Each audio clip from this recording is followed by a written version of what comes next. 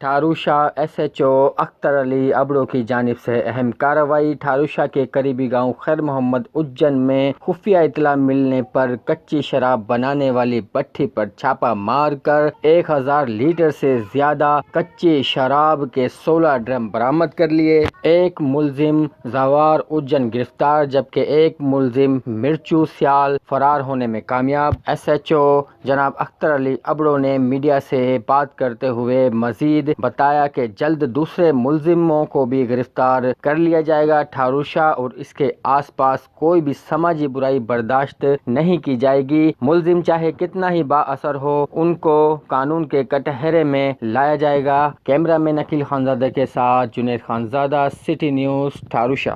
ہم لاتے ہیں ٹاپ نیوز، آپ کے فیورٹ ٹاک شوز اور انلمیٹڈ انٹرٹینمنٹ صرف یوٹیوب پر۔